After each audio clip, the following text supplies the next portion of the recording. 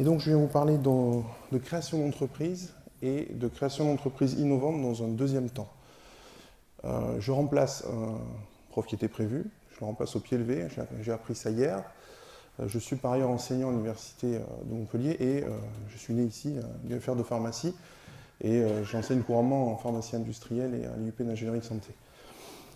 Pourquoi vous parlez de création d'entreprise? Et pourquoi moi? C'est peut-être la première question qu'on va se poser. La création d'entreprise est un débouché professionnel aujourd'hui. Quand je suis sorti de l'université, il y a très longtemps, j'imaginais bien créer une entreprise, en tout cas être indépendant. Mais ce n'était pas possible immédiatement après l'université. C'était un très gros risque et on nous dissuadait en disant il faut de l'expérience pour créer une entreprise, etc. Aujourd'hui, c'est exactement l'inverse qui se passe. Vous n'êtes jamais mieux placé pour créer une entreprise, et particulièrement une entreprise innovante, que lorsque vous sortez de l'université, pour plusieurs raisons. La première, c'est que vous n'avez pas de charge de famille en général, vous n'avez pas de charge tout court, et comme l'entreprise, la création d'entreprise constitue un risque financier, c'est le meilleur moment pour prendre ce risque.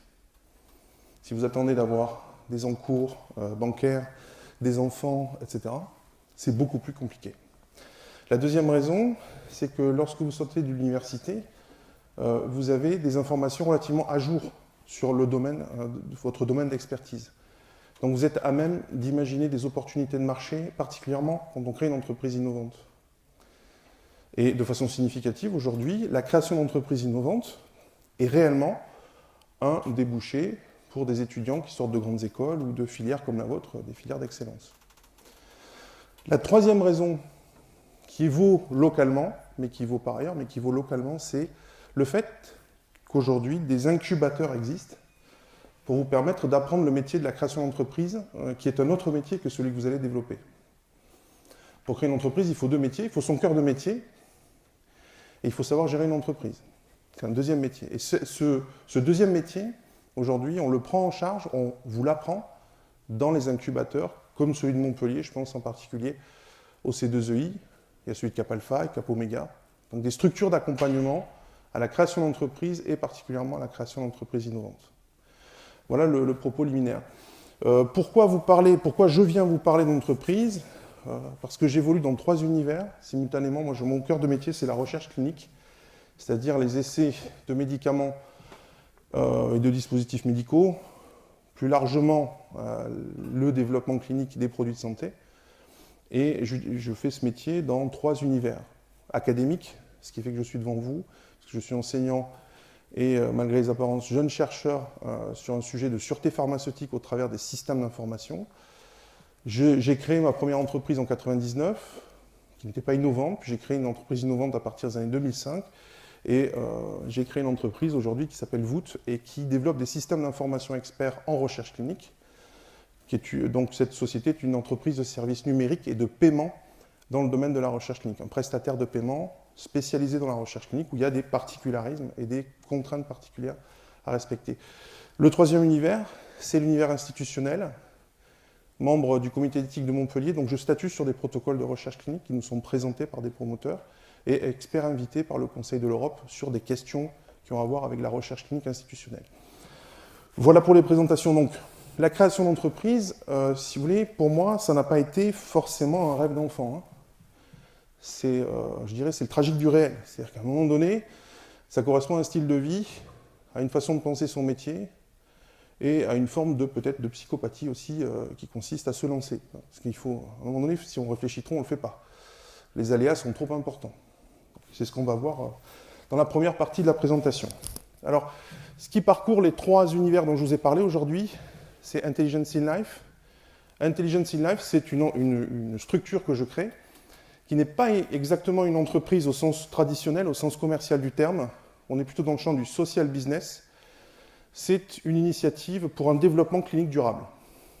Donc c'est une initiative du social business, c'est de la méta-économie en quelque sorte, c'est de la pratique néo-institutionnelle où notre travail consiste à analyser des données en masse pour établir le risque de la recherche clinique, évidemment vendre les données du risque aux promoteurs pharmaceutiques. Entre autres, je vous la fais très rapide. Voilà pour les présentations. Dans cette première partie, donc première partie, création d'entreprise traditionnelle, et je ferai une autre partie, après la pause, sur la création d'entreprises innovantes. Je vais tenter de vous expliquer la démarche entrepreneuriale, ses implications, ses caractéristiques, les étapes de la création, pas à pas, et les structures d'accompagnement et de financement. L'entrepreneuriat consiste à établir comment, par qui et pour combien on va pouvoir mettre en œuvre une idée, ce que d'autres appelleraient un projet. Donc on parle de projet entrepreneurial. Le projet, on le verra dans la deuxième partie, c'est le processus qui mène l'idée à une réalisation concrète. Mais l'idée en elle-même peut s'appeler un projet, le parcours peut s'appeler un projet, et la réalisation peut s'appeler le projet aussi. C'est un terme polysémique. À votre avis, quelle est l'étape la plus difficile à faire quand on veut créer son entreprise? J'ouvre les questions. Démarrer, l'argent, l'idée. Alors démarrer, c'est quoi démarrer? À quel moment on dit je vais démarrer, quelle étape il faut, comment... Voilà, le T0. Le T0. À votre avis, le T0, il est à quel moment? Au moment où j'ai l'idée, au moment où je commence à marcher sur le parcours qui me mène à la réalisation concrète, ou au moment où j'ai réalisé concrètement? Ben, j'ai envie de vous dire, c'est les trois à la fois. Et c'est d'ailleurs pour cette raison que le projet, entreprise unique et temporaire, est un terme polysémique. C'est-à-dire que pour le moment où on démarre, le T0, c'est le moment où l'idée commence à devenir concrète, c'est-à-dire le moment où je peux commencer à facturer quelque chose ou à vendre quelque chose, et le moment où, pour pouvoir vendre ou facturer quelque chose, je dois créer une structure juridique. Et donc se pose la question du financement, c'est-à-dire le besoin en fonds de roulement. Et on arrive assez rapidement à des questions de gestion. Donc c'est les trois à la fois, en fait. C'est pour ça que c'est si compliqué. C'est la position du parachutiste à la porte de l'avion la première fois, quoi. On a tout bien réfléchi, on est à peu près sûr que ça va marcher, d'autres l'ont fait avant nous, mais il faut sauter. Il y a cette seconde-là qui est très concrète et à la fois très mystérieuse. Vous voyez, c'est ça le plus dur. Alors quand on regarde, vous auriez pu me dire identifier, valider une opportunité, trouver des financements, former, animer une équipe, définir une vision à long terme, développer un produit, un service attractif. Un produit et un service qu'on va appeler une solution, ça c'est très moderne et on le verra dans la définition d'entreprise innovante. Se faire connaître sur le marché, est-ce qu'il y a un marché? À qui vendre? Qui sont nos clients? Convaincre, négocier avec des partenaires ou des financiers. Je ne parle pas du banquier, je parle de financiers, des vrais. Est-ce possible, rapidement, profitable? Et la question des formalités administratives qui, vous voyez, se pose en dernier moment. Finalement, la réalisation de la structure juridique de ce qu'on appelle la personne morale, sera la dernière pierre de cet édifice de conception. Et d'ailleurs, on déclarera la société le plus tard possible. Alors, je voudrais d'abord définir des termes que je vais utiliser au cours de cet après-midi. D'abord, la distinction qu'on peut faire entre une activité, un travail et un emploi. Puis, la différence qu'on va établir entre une entreprise, une société et une organisation. Ces termes n'ont rien à voir les uns avec les autres. Hein. Quand on parle d'activité, ce n'est pas forcément un travail. Quand on parle de travail, ce n'est pas forcément un emploi. Prenons un exemple. L'activité. L'activité, c'est le travail d'à côté. Pour vous déplacer, pour venir à l'université, le lundi ou le vendredi, vous utilisez Blablacar. Pour certains. Blablacar n'est pas un métier. C'est une activité. Nous sommes tous des conducteurs à potentiel. Et nous sommes tous des passagers potentiels. C'est une activité. Les gens qui ont créé Blablacar, du coup, une société, une organisation, sont des gens qui ont imaginé qu'on pouvait transformer cette activité en un business. D'accord? Donc, vous pouvez avoir des activités, vous-même, qui peuvent être des passions. Vous pouvez vous poser la question de savoir si cette activité peut devenir profitable, au travers d'un travail entrepreneurial ou au travers d'un emploi chez quelqu'un. C'est exactement le même principe. Alors maintenant, entreprise, société, organisation.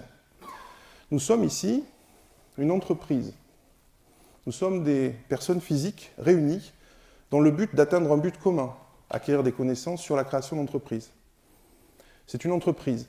Cette entreprise a lieu dans une organisation qui est l'Université de Montpellier. C'est une organisation qui comporte plusieurs structures juridiques. Et cette structure juridique, c'est un établissement public de recherche, en particulier ici une unité de formation et de recherche, une UFR. Ça, c'est la partie juridique. Donc vous voyez, ces termes ne sont pas tout à fait n'ont pas tout à fait le même sens. Quand vous créez un projet, avant même de créer la structure juridique, c'est-à-dire la personnalité morale, vous pouvez dire, je fais une entreprise, j'entreprends quelque chose avec des gens, puis je vais structurer cette entreprise, c'est-à-dire je vais routiniser un certain nombre d'activités. À ce moment, ça devient une organisation projet, et le jour où vous déclarez au centre de formalité des entreprises, ça devient une personne morale, une société commerciale qui peut avoir un statut de SARL, de SAS, de SA, peu importe. Vous voyez bien la distinction. Je poursuis. Structuration des axes du projet. C'est un triptyque dans lequel vous avez l'opportunité, l'équipe, les ressources. Les ressources financières, matérielles, d'hébergement, etc. L'équipe, certainement le plus important. Constituer une équipe, c'est le plus important. Et l'opportunité. L'opportunité dite de marché. Entre l'opportunité et l'équipe, c'est avoir un potentiel de créativité collective, d'avoir une capacité de co-construction. Entre l'équipe et les ressources, la conviction. Dans une situation de ressources limitées, comment les gens vont réagir, comment on va pouvoir survivre dans un environnement complexe et incertain, qu'est le projet. Et entre l'opportunité et les ressources, la communication. Tout ça se structurera au travers d'un document, d'une démarche qu'on appelle le business plan, en français le plan d'affaires. Et ça, c'est vraiment quelque chose qu'on verra plus loin.